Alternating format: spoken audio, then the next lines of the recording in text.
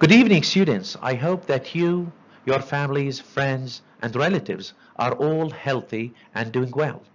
In this presentation, I'm going to clarify to you the basics of writing a strong paragraph. And here we go. Let's start with defining the paragraph. A paragraph is a group of related sentences that develop a main idea about a single topic. It can stand alone as a composition, or maybe one part of a longer piece of writing, such as essay, report, article, etc. Actually, this definition has two parts. The first part explains how a paragraph is composed of a group of related sentences. This is first. Second, those related sentences should develop a main idea.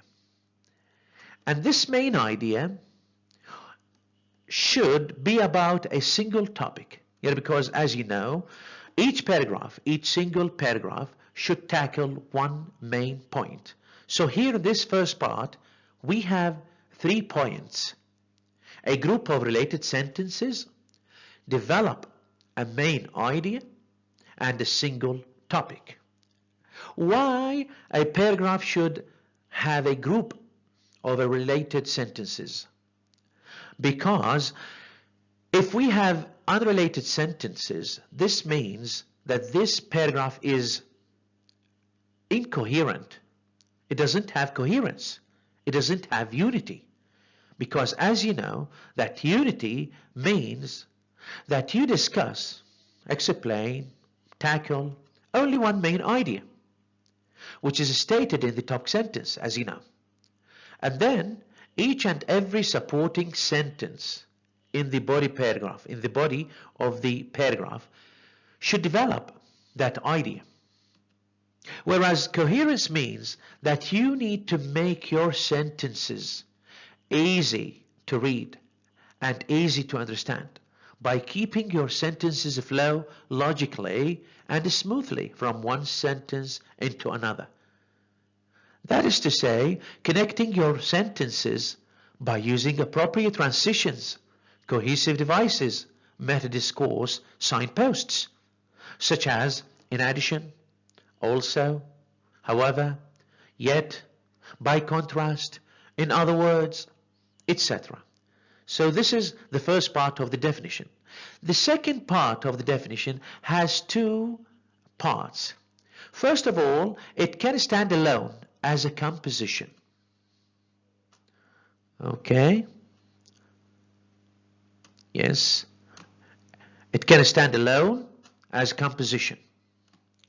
Because it should be complete, unified, tackles one main idea with supporting sentences, topic sentence, supporting sentences, and a concluding sentence. So it can stand alone as a composition.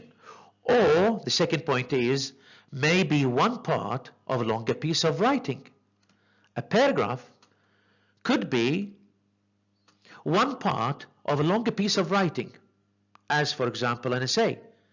An essay has in its structure at least 3 paragraphs: introductory paragraph, body paragraph, and concluding paragraph. And the body paragraph could be could be 2, 3, 4, 5, 6. It depends on the topic you are discussing. So a paragraph could stand alone as a composition, independent composition. And also it could be one part of a longer piece of writing. What does it mean that a paragraph is a model of writing? So first of all, we have to know what is a model.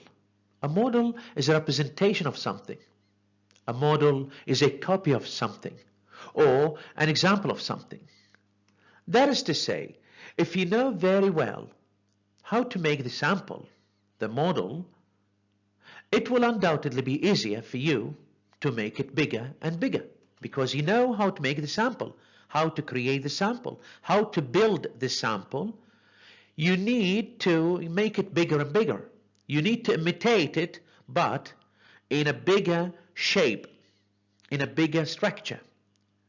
So let's read this piece of writing. The paragraph makes a good learning model. A good learning model. This is very much important because it is short yet contains many of the elements found in longer compositions. Therefore, as a result, you can easily transfer the skills you gain by writing paragraphs to longer essays, reports, and letters. Let's analyze this piece of writing. So let's mark the important or the key words. The paragraph makes a good learning model. Makes a good learning model. Why? Because it has what? It has the elements found in longer compositions. So, if you know how to write a paragraph, and the paragraph has a certain structure, and we are going to know the structure of the paragraph in the following slides. It has three parts: the introductory part, the body part, and the concluding part. In other words, the structure of the paragraph has topic sentence, supporting sentences, and a concluding sentence. So this is the model of writing a paragraph. That's why we say that a paragraph makes a good learning model, because when we know how to write a paragraph, this will make it easier for us to know how to write an essay, because an essay is longer than writing a paragraph. Essay has paragraphs instead of sentences, so it has at least 3 paragraphs. And since we know how to write a paragraph, so we can copy that. We can make our skills in writing the essay. Therefore, you can easily transfer the skills. Okay, transfer the skills you gain by writing a paragraph to longer essays,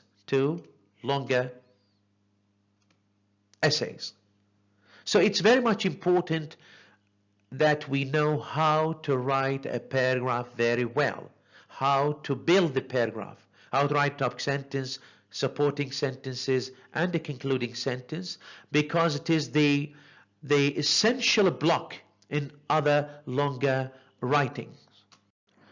So let's have a comparative look at the structures of the paragraph on the left side and the essay on the right side. Let's just start with the paragraph. As you see in front of you, here we have a topic sentence, okay, and supporting sentences. And the number of supporting sentences depends on the topic you are covering. It could be 3, could be 5, could be 10, and could be 100 if they are unified, related sentences and supporting one main idea represented in the topic sentence. And also we have what? We have the concluding sentence. So in the structure of the paragraph, we have only sentences, but still we have 3 parts. What are those parts? These parts are the introductory part, topic sentence, and the supporting part, supporting sentences, and then the concluding part. So we have 3 parts. Now let's go to the right side and see, yes, the structure of the essay. And here we have the essay, okay? The structure of the essay also has 3 parts, okay? Here we have the introductory part, the body part, the same as with the paragraph, and the concluding part. The difference is that instead of having sentences in the paragraph, we have paragraphs in the essay, like this. So here we have paragraph, and here we have also paragraphs instead of what? Instead of supporting, supporting sentences in the paragraph, we have supporting or body or supporting paragraphs. And also we have what? We have the concluding paragraph.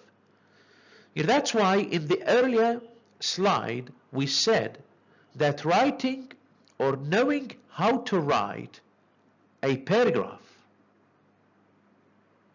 it makes it easy for you to know how to write what? The essay. Okay? So we have to know, first of all, how to write a paragraph in order to know how to write an essay, because an essay is composed of a number of paragraphs. It could be 3, 5, 10, and longer, depends on the topic it covers.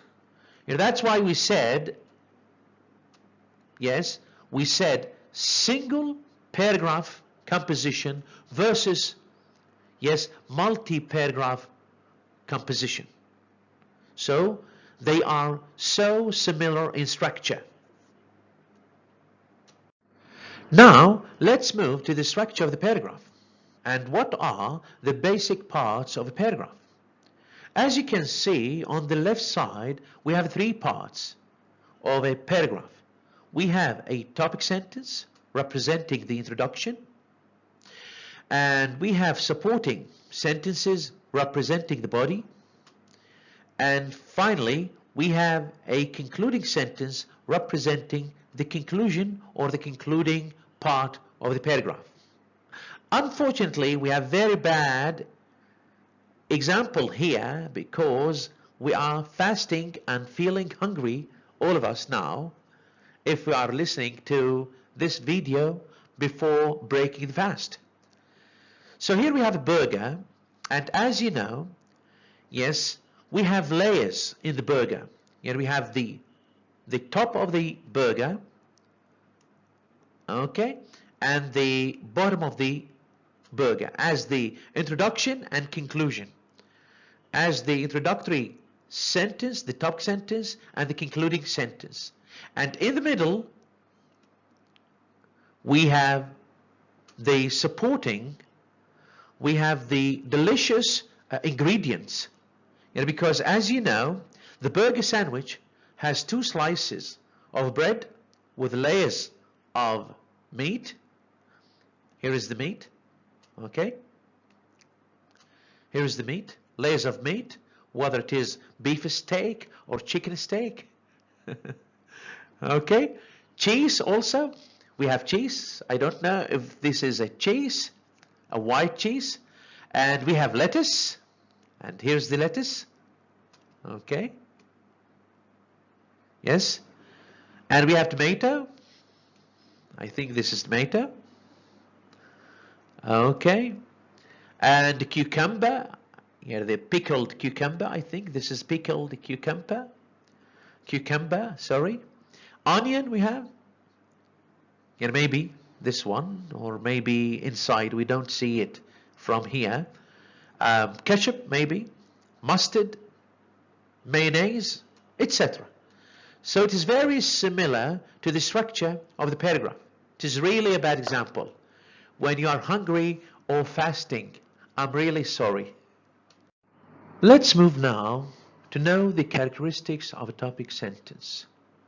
I'm going to read these features or characteristics, so please pay attention to me, because knowing the characteristics of a topic sentence very well help us write better topic sentence. First of all, it presents the main idea. Okay, let's mark. It presents the main idea of the paragraph. And the main idea of the paragraph could be an opinion, or should be an opinion, attitude, feeling, impression, and a claim. Because opinion, attitude, feeling, impression, claim could be more interesting to be explained in the supporting sentences, to be clarified, to be, yes, extended and expanded throughout the supporting sentences. So it should be interesting. Second, it controls the focus or direction of the paragraph. controls the focus. So if you are looking at the focus of the paragraph, you should look at the topic sentence because it should represent the focus. It should represent the controlling idea, the main idea, the focus of the paragraph represented in the topic sentence. What else? It is more general than the other sentences in the paragraph. Why more general than the other sentences? Simply because it tells what the entire paragraph is about. Because it explains, or it represents, it presents the main idea. So the main idea of the whole paragraph, of the entire paragraph, is represented in the topic sentence.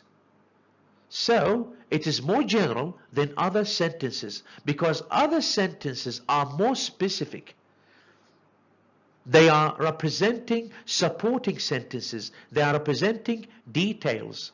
They are representing examples, explanations, facts, statistics, as we are going to know in the following slides.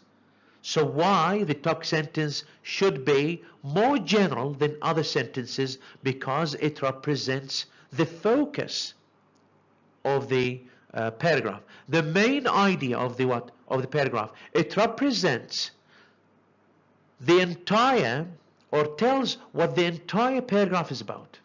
What else? It is usually, but not always.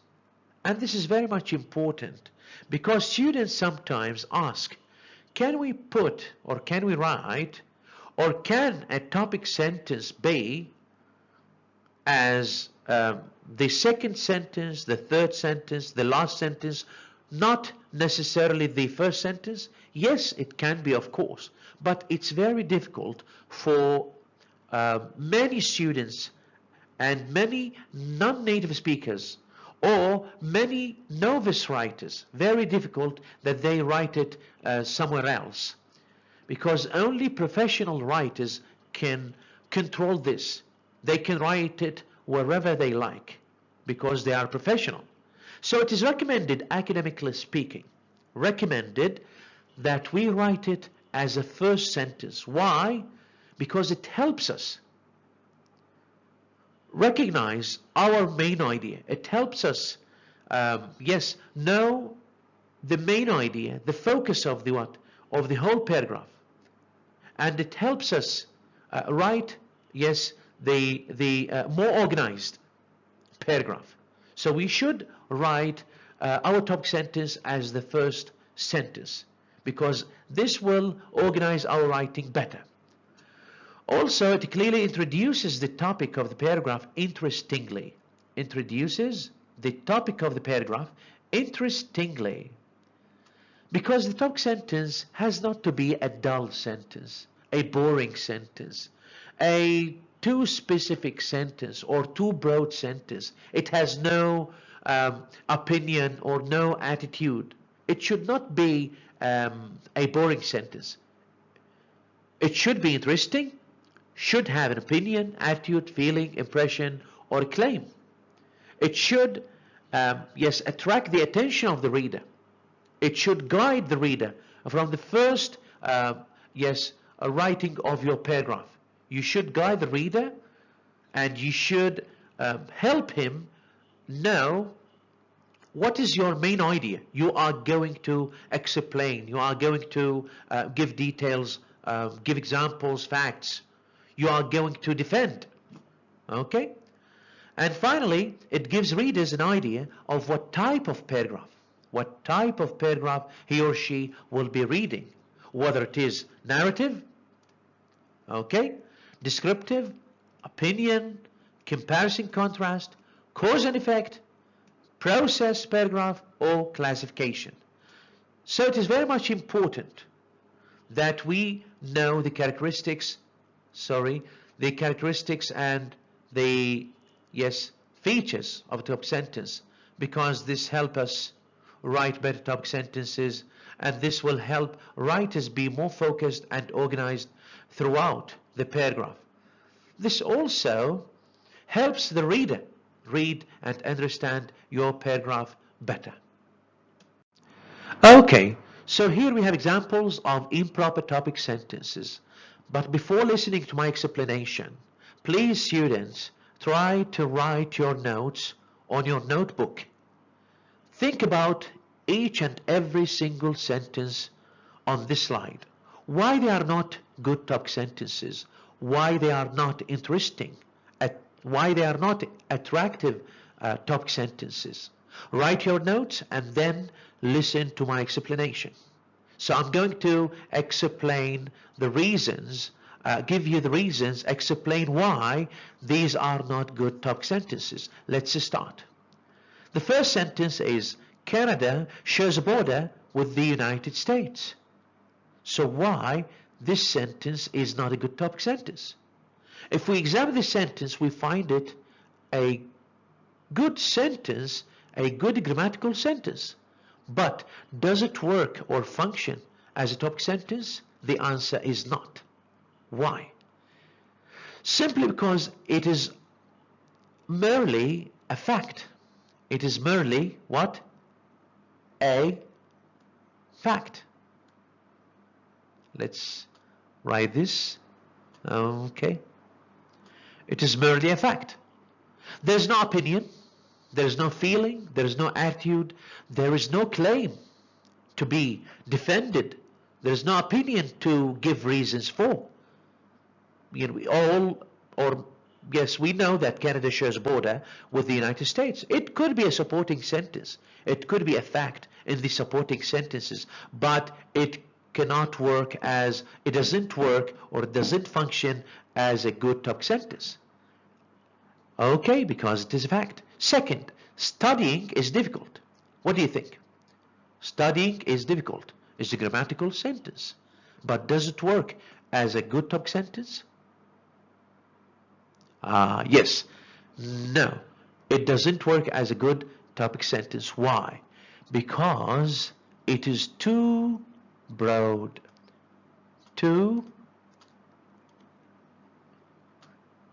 Yes. Too broad. Okay, it is too broad. Why too broad? Because we don't know what kind of study, what kind of studying, or at what level studying. For example, at the university level, we don't know. Studying at the high school level, at the primary level, we don't know. Studying mathematics or studying English language or studying physics, for example, we don't know. So it is too broad. We can't cover this topic sentence in a paragraph. Okay? The predicate as difficult, this adjective, difficult for whom? We don't know. Difficult for international students, difficult for university students, difficult for non-native students, we don't know. So this sentence is a good sentence, grammatical sentence, but it doesn't work, it doesn't function as a good topic sentence because it is what? It is too broad. The other example, why traditional values are disappearing. Guess. Think about this sentence. First of all, is it grammatical? Excellent. It is not a grammatical sentence. Why? Because it starts with what? With a question word. And it is not followed by what? By an auxiliary verb. The auxiliary verb, this auxiliary verb should be moved to this place. Okay? And then we have the traditional values after the auxiliary verb. And the other thing is that we have what? We have a full stop. And it is not a statement. It should be what? It should be a question because it starts with a question word. So it should be, why are traditional values disappearing? And we put here a question mark. That's why it is not what? It is not working as a good topic sentence. because it is incomplete, it is not a grammatical sentence. The other example, I would like to discuss in this paragraph the growing concern about air pollution in my city. In academic writing books, they warn writers, students, not to announce,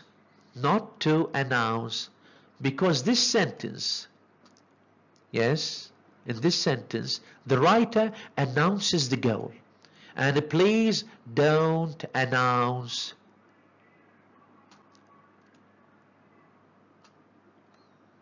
it's very difficult to write like this. Don't announce. I will write an abbreviation and you have to understand it. Okay? Okay. Announce. Yes. Okay, don't announce. Please, don't announce while you are writing your talk sentence. Don't say, in this paragraph, I'm going to discuss so-and-so. I'm going to discuss in this paragraph so-and-so. I want to speak about so-and-so. Just tell your reader your main idea straightforwardly. Straightforwardly write your main idea without saying, I would like to discuss. Okay? Or this essay is going to is going to discuss so-and-so. Okay? And the other example, everyone can benefit from exercise. What do you think the reason is? Okay. Thank you. Excellent. Everyone is too broad. Everyone whom?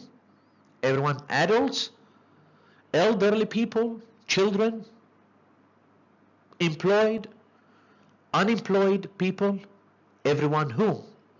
Males, females, okay? Everyone can benefit from exercise. What kind of exercise? Okay? What kind of exercise? Aerobics exercise, running exercise, jumping, swimming, football. What kind of exercise? And whom? So it is what? It is too broad. Too, yes, broad. To be covered in what? To be covered in a paragraph. The other side, the other examples could be left to you. Please think about them. And this is an exercise. Try to tell me why these sentences are not good topic sentences. Okay? So I will leave this for you. The other one, communication is important. Why this sentence is not a good topic sentence. One of my most wonderful childhood memories. So try, please. So this is an exercise for you. This is a quiz for you. Try to write these sentences and write the justification.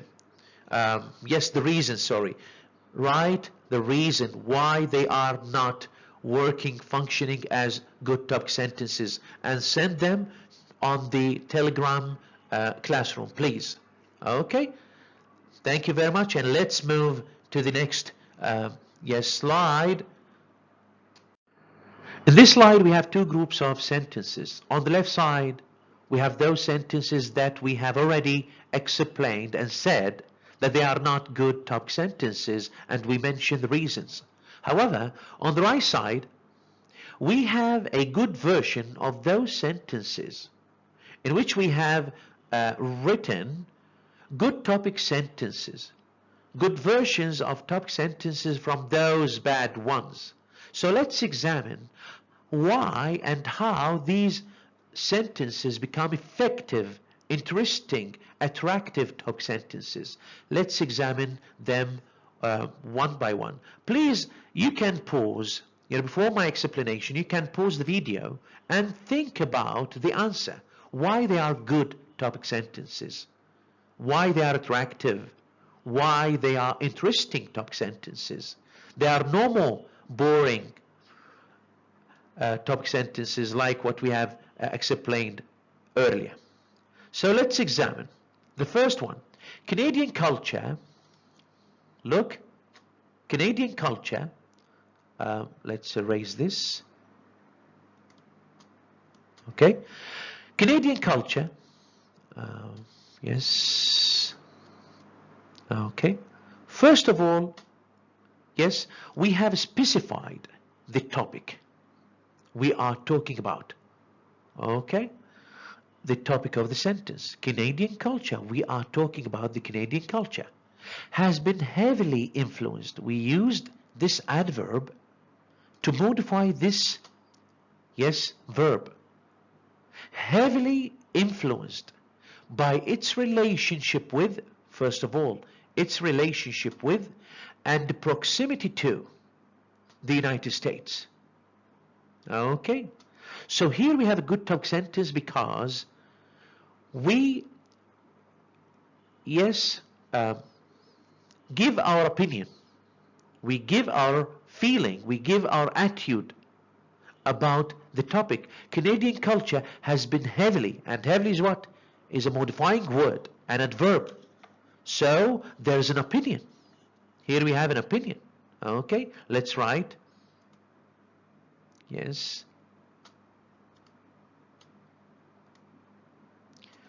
Here we have an opinion. Okay. So in the body part of the paragraph, we are going to explain, give reasons why Canadian culture has been heavily, okay, influenced by its relationship with, first of all, this is the first reason, it is affected by relationship with, the first reason, and the second reason, proximity to the United States.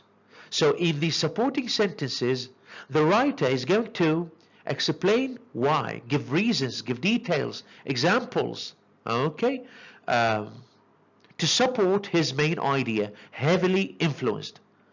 The second sentence, studying two languages, instead of saying studying generally, broadly, we specify it into studying two languages. So it is more specific now.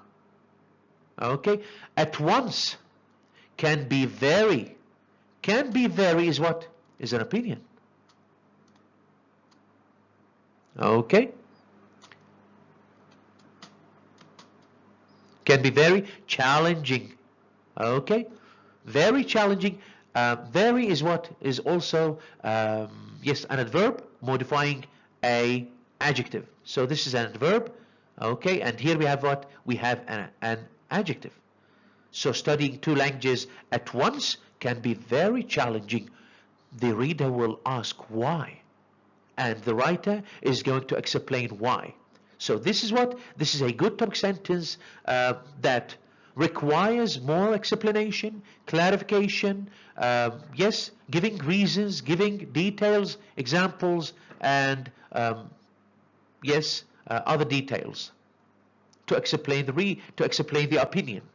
Why studying two languages at once can be very challenging. So here we have an opinion. Okay. There are several reasons. There are several reasons. Okay. A good stop sentence, complete sentence. Here we have what? Yes. Why traditional values are disappearing. Okay. Why? Yes, traditional values are disappearing. We said that this is incomplete and this is not a grammatical sentence. But look at this sentence. There are several reasons why traditional values are disappearing. So it is no more a question. It is a statement because it starts with what? It starts with there are. Okay? It is not a question. It is not why traditional values or why are traditional values disappearing, question mark. No, it is there are several reasons. What do you think? I'm asking you now. What do you think the writer is going to write in the supporting sentences? Excellent. So the writer is going what? Is going to mention those several reasons. Reason 1, 2, 3, 4, okay? Whatever number. It depends on what? It depends on how much detail the writer has to support his main point of view. Okay. Air pollution is a growing concern in my city. Air pollution.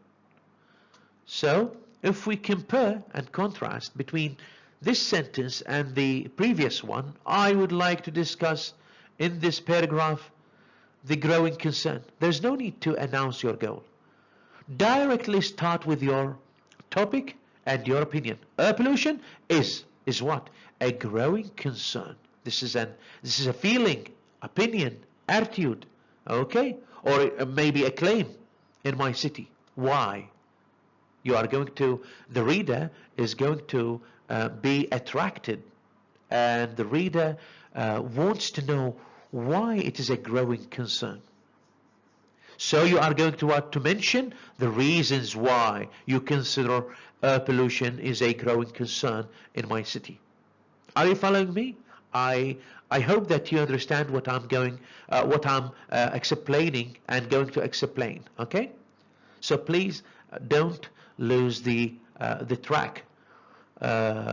Yes. And the last one. There are 3 reasons why I exercise every day. It seems that I'm very tired now. Yes, I'm listening to my voice. Because it took me, yes, hours to prepare this presentation. Actually, there are 3 reasons. There are 3 reasons. Okay, it is so clear that in the supporting sentences you are going to mention those 3 reasons. Okay, there are 3 reasons why I exercise every day. So it is more specific to you. Okay, and the specific, the reason is, the opinion. Okay, is so specific. The attitude, the opinion is so clear. There are 3 reasons. There are not 4. There are not 6. There are 3 reasons, and the writer is going to write about these 3 reasons and explain them, give details, give examples, maybe statistics, and other kinds of supporting sentences. So let's move to other examples. Okay. I will leave these 2 slides, this one and the next one, as an exercise to you. So please try to write down the reasons why every sentence on the left side is not a good topic sentence, while every sentence on the right side works and functions as a good topic sentence. So I'll write here and the word exercise. Okay, please write your reasons and send them on our Telegram classroom. Okay, I will write exercise to remind you and try to answer them.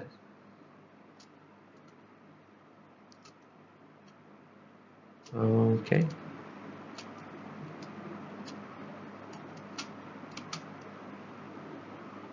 Why is this?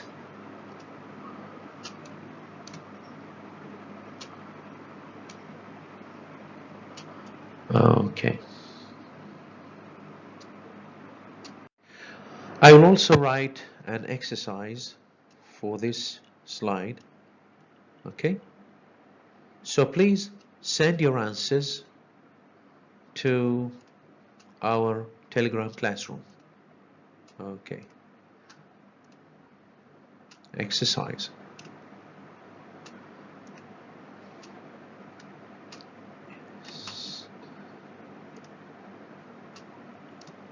Excellent. After finishing our explanation about the first part of the paragraph, that is to say, the topic sentence, and giving good and bad examples of topic sentences and the features of good topic sentences, now we are going to move to the characteristics of supporting sentences. If you notice and look at this very nice picture, you can easily notice how each one of these stones supporting, falsifying, and strengthening each other to support the stone at the top. So there's a big similarity between these supporting stones to the supporting sentences of the paragraph and this, yes, a stone to the topic sentence. So what are the characteristics now of supporting sentences? The first characteristic is that they develop the main idea presented in the topic sentence. The main function of supporting sentences is that they develop. What does it mean? The word develop. What does it mean? Develop means explain, clarify, expand, extend, shed light on the shades of the main idea to make it brighter. Also, supporting sentences make the main idea grow bigger and bigger by giving more details, more examples, more reasons, facts, statistics, events, description, depending on the purpose of your paragraph. For example, if we have a narrative paragraph, so we have to relate events, okay? Narrate events, relate events, and show experience for narration. If we have descriptive paragraph, we use specific details to help readers imagine for description. And supporting sentences can support, define, add information, okay? Define, give examples to explain and describe the controlling idea. Also, supporting sentences should stay on topic, as we explained earlier, and we talked about explained the unity and coherence. Be connected, okay, and relate to the topic sentence. So let's move to the next slide and see some examples of supporting sentences. Here we have two samples or two versions of supporting sentences. We have 3 sentences on the left side and 3 sentences on the right side. They are talking about the same topics, the same subjects, but they are different in their details. For example, if we look at the left side sentences, we find that these sentences are very short and poor in details.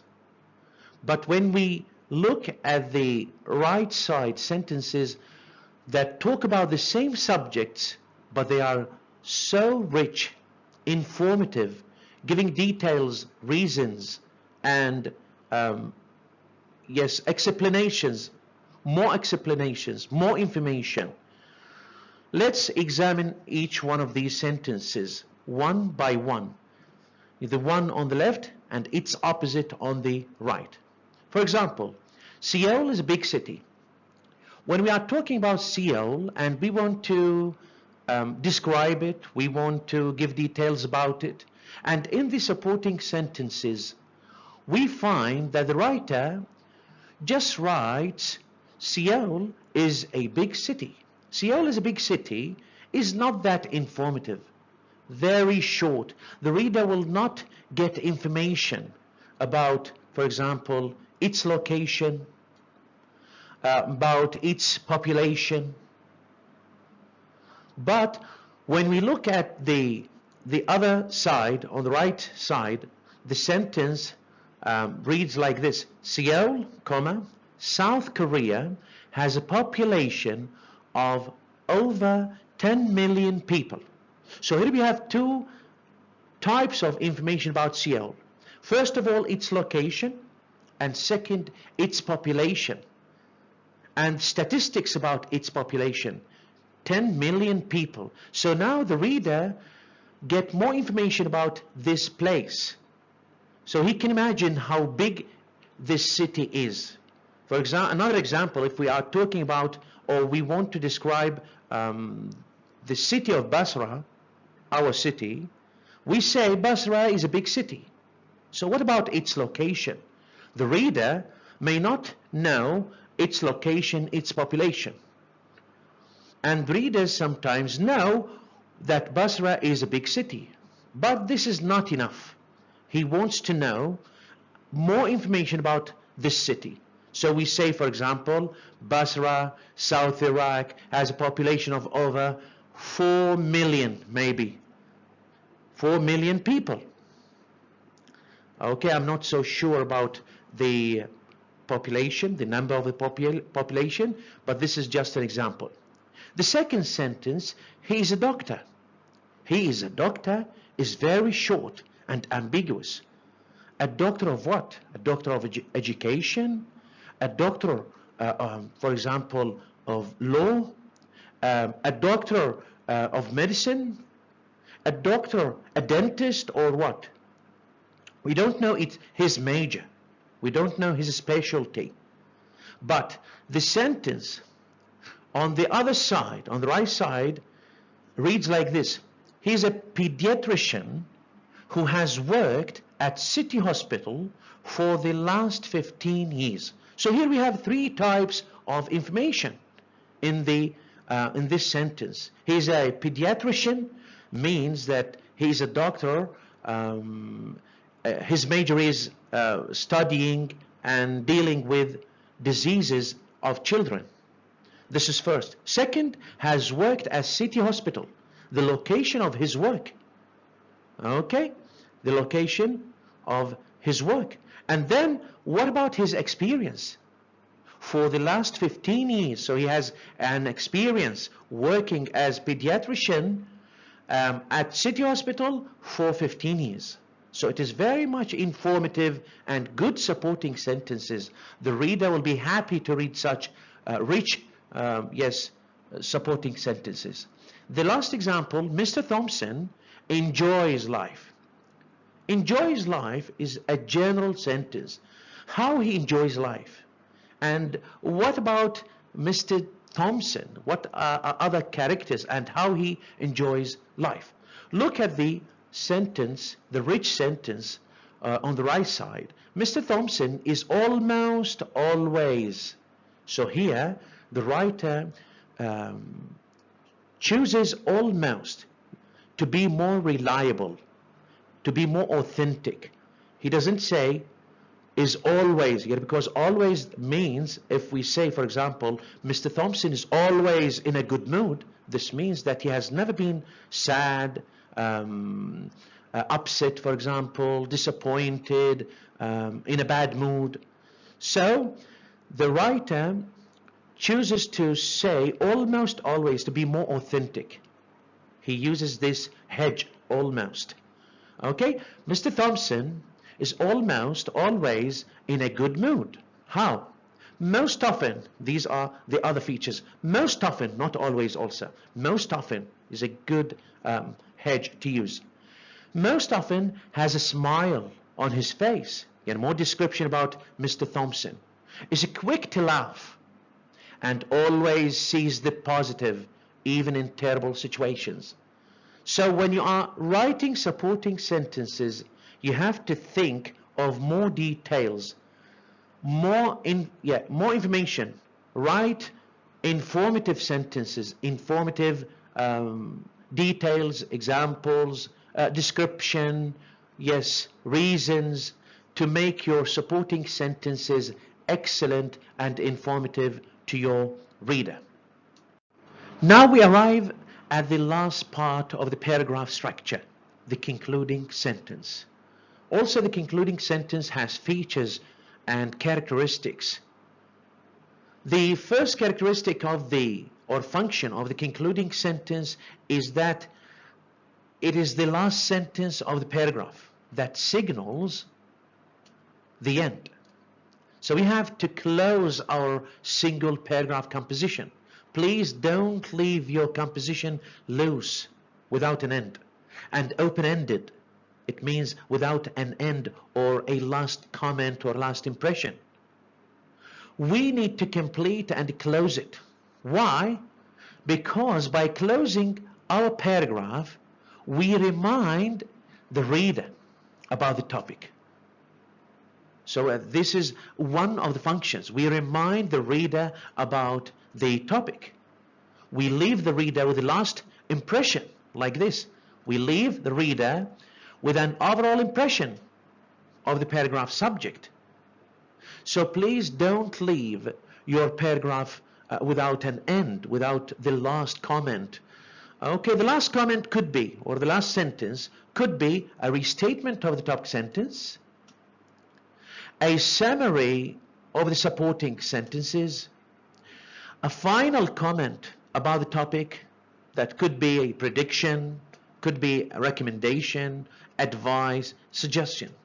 So if we look at this very nice necklace, golden necklace, it has what? It has a lock at the end. So we have to lock this necklace, you know, make it very nice in shape.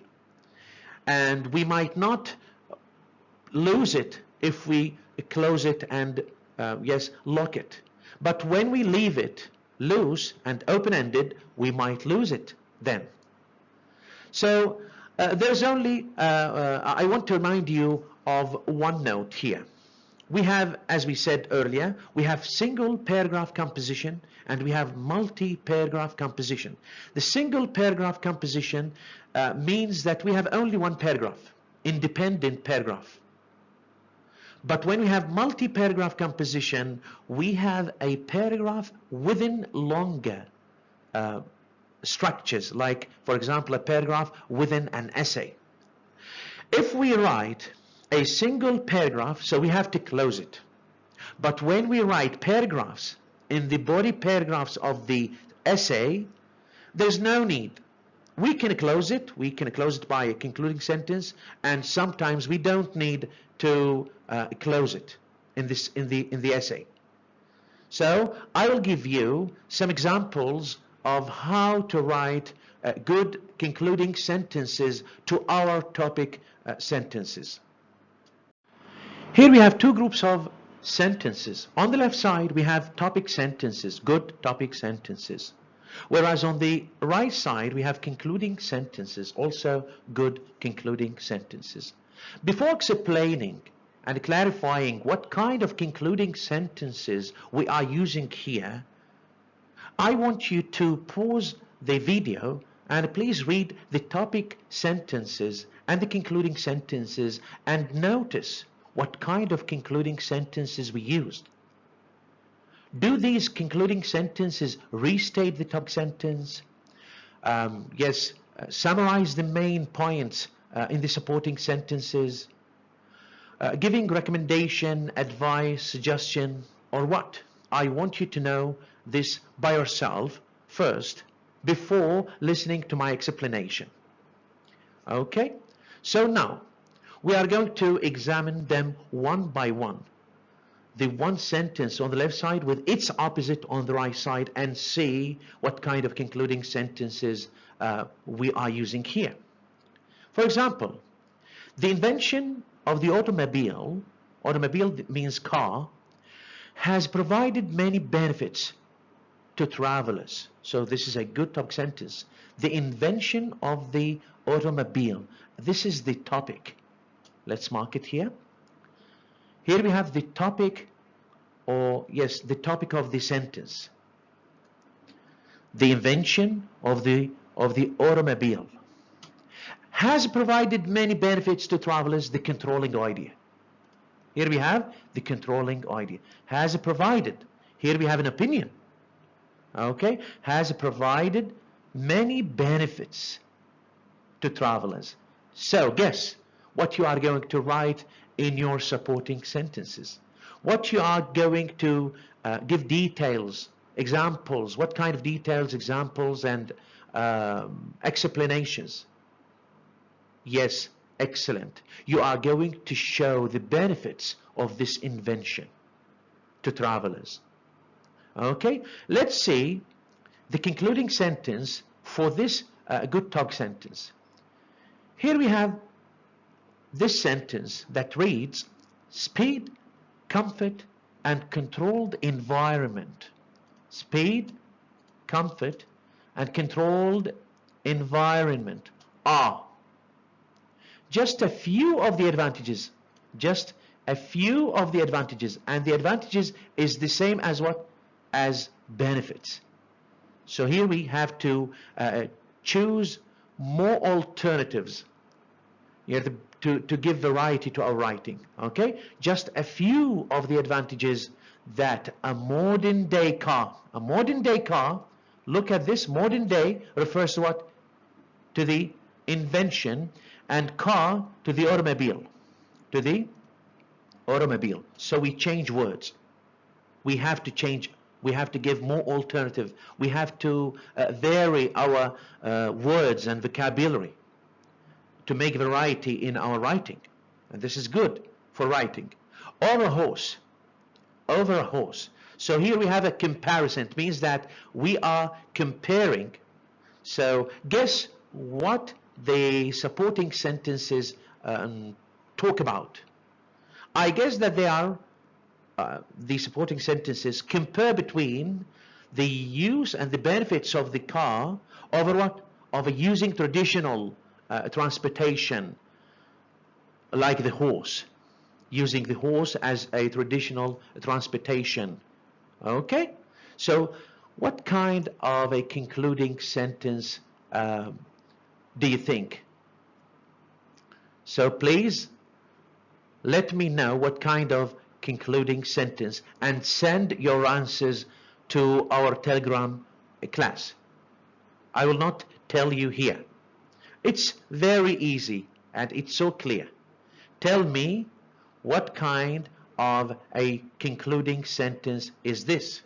Does it restate the top sentence? Does it summarize the supporting sentences, the main ideas, or the main variations of the main idea in the supporting sentences? Does it give a recommendation, advice, as we explained earlier, or what? So please send your answers to our Telegram classroom. Let's see the second sentence. There are several serious health hazards. There are several serious health hazards, means dangers, directly or directly linked to smoking. So we are talking about smoking as a general topic, and the controlling idea is several serious health hazards directly linked to smoking. So we are talking about the several serious health hazards, and the general topic is the smoking. Okay, so what are these serious health hazards? This means that readers can guess that the supporting sentences for developing this topic sentence will be dealing with, talking about the several serious health hazards. Okay, let's look at the concluding sentence. Okay, we started with clearly, and clearly is a signpost for a concluding sentence. We can say clearly, in conclusion, for example. We can say in brief, in short, to sum up, therefore, to conclude. Here we used clearly. Clearly gives a signal that you are going to conclude your sentence or your paragraph. You are going to introduce your concluding sentence and conclude your paragraph. Clearly, smoking is a dangerous habit. Smoking is a dangerous habit and should be avoided. So guess what kind of concluding sentence is this? Okay? Does it restate? Does it summarize? Does it give a recommendation, advice, suggestion? What do you think? Okay. The other sentence, students should wear school uniform. Students should wear. Here we have an opinion. Okay? Should wear school uniform for 3 reasons. It is very clear that we are going to talk about the 3 reasons why students should wear school uniform. In the opposite sentence, the concluding one, in conclusion, here we have the meta-discourse signpost, the transition, okay, the cohesive device, in conclusion, school uniforms. Still we are talking about the same topic, of course. And we remind the reader about the topic. We give the last impression as we explained earlier. School uniforms help, okay? Help what? Help to make all students, yes, help to make all students the same, comma, appear tidy, comma, and show school pride. It is very clear what kind of concluding sentence is this.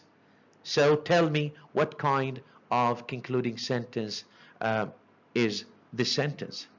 The last sentence, yes, many university students, so it is a specific topic. Many university students try to be specific, definitive when you are writing. Don't say, for example, many students. Many students at the high school, students at the primary school, or students at the university school. So please be more informative and be more specific about your topic details. Many university students find it what? Find it challenging. This is the controlling idea. To balance between, still the controlling idea, between social activities and academic work. Okay? They find it challenging to balance between social activities first and academic work. But here we have, yes, so there's an idea that we want to show that contrasts the previous one. But being organized, look, being organized will help students be more successful. You know, this is a little bit a complicated top sentence, but it is so clear. So many university students find it challenging to balance between social activities and academic work, but being organized will help students. This is the controlling idea. And this is what the main idea we want to expand, extend, develop.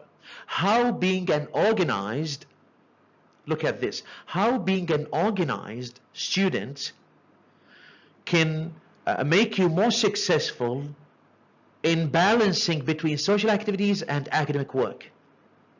Let's look at the concluding sentence. In brief, it's an excellent way to conclude your concluding sentence with a transition. Don't forget to write in your concluding sentence a transition, a meta-discourse signpost, a signal for your end. Okay, so write in brief, in conclusion, clearly, okay, in short, and the other words I will show you some other examples of these words. In brief, using organizing skills. So this is the main idea. Using the organizing skills to get the right work-life balance, okay? And here we remind the reader of what? We remind the reader of this challenge. The balance between social activities, the work that refers to work, and academic work that refers to, social activities refer to life and academic work refers to work, okay? Balance is one of the keys to ensuring success. Still, we are talking about ensuring success, and here we talking about more successful. As a tertiary student, so there is a variety of vocabulary. A tertiary student means a university student, okay? So these are good examples of concluding sentences, and I want you to write down what kind of concluding sentences are these sentences, okay, and send them to our Telegram classroom, please. Okay, I will show you some of the transitions, concluding transitions, signposts, signals, words and phrases that we can use to introduce our concluding sentences. Here we have some examples of the signposts, cohesive devices, They are called signposts. We can call them cohesive devices. We can call them transitions, and also we can call them meta-discourse markers. Here we have some examples, and before giving you the examples, please don't leave your reader without signposts, because the signposts are very important for your readers to guide him or her throughout your writing, throughout the ways, okay, of your writing. So if you don't use these signposts, you will get your reader lost in the bush of your writing, in the bush of the of your different venues in your writing. So here we have some examples. Let's underline them. Here we have two types of examples. Some words and phrases that should be followed by commas, like what? Like in conclusion, comma, don't forget the comma, to conclude, comma, in summary, comma, to sum up, on the whole, also comma, in a word, and then you write what? You write your concluding sentence. Therefore, also followed by comma. Thus, comma.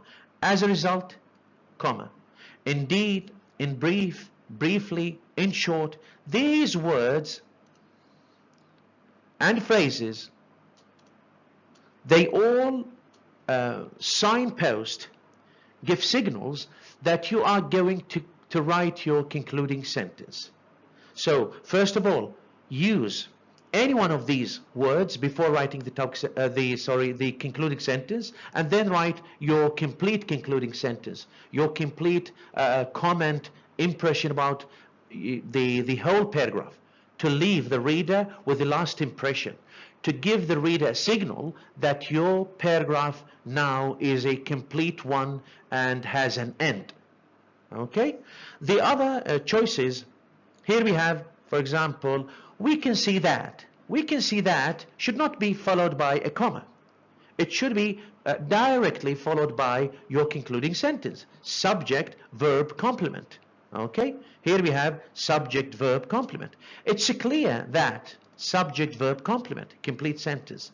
These examples show that subject, verb, complement. There can be no doubt that the concluding sentence, and here we have the evidence just that, and write here your concluding sentence. Okay, so please don't leave your paragraph open-ended without a concluding sentence to make your reader lost, but try to close it very clearly by using one of these signposts for conclusion. Finally, we come to the end of our presentation with this delicious sandwich. And again, I'm sorry for giving you such an example in this holy month of Ramadan. This example is very similar to the structure and layers of writing a paragraph. Because here we have, for example, at the top and at the bottom, we have this bread, this is a slice of bread at the top, which is similar to a topic sentence. Okay? Topic sentence. And here we have these layers, these ingredients, the delicious ones, the informative ones, details, reasons. They are similar to the details and reasons and explanations in a good paragraph. So these represent the supporting sentences. Let's write this small s for the plural. And finally, we have the concluding, or the last layer, this bread at the bottom, which represents the concluding sentence. Concluding sentence. So in this structure, it is so similar to writing a paragraph. we can write a long paragraph like this with many details, many ingredients, many explanations, examples, facts, statistics, informative details. And we can write, for example, a short paragraph, though still it looks very delicious, this one, and normal. But the more informative, the better. Okay. Yes, what else? If we look at this, the ingredients here, we have a variety of details, a variety of ingredients. We have, for example, if we look at this, we have, let's say, we have the cheese. Okay, this is the cheese. We have tomato. We have cucumber. I don't know what is this. You know, maybe. Yes, we have the beef steak, and this is. Could it be the chicken steak? I don't know. I don't know. We have the lettuce here, and what else? Yes, onion. Here we have onion, and maybe inside, of course, we have ketchup, for example, mayonnaise, maybe yes, mustard. So this is very similar to the structure of a good and long informative paragraph. So we can choose to write a relatively long, rich and effective paragraph, or a short, poor and ineffective paragraph. It depends on our knowledge, our skills, and knowledge of the characteristics of a good topic sentence, the characteristics of good supporting sentences, and the characteristics of a good concluding sentence. On the whole, it all depends on our skills and practice of reading and writing. Thank you for your listening time and attention. Please don't hesitate to ask any question. You can post the questions to me on our Telegram classroom. Thank you, best wishes, and goodbye.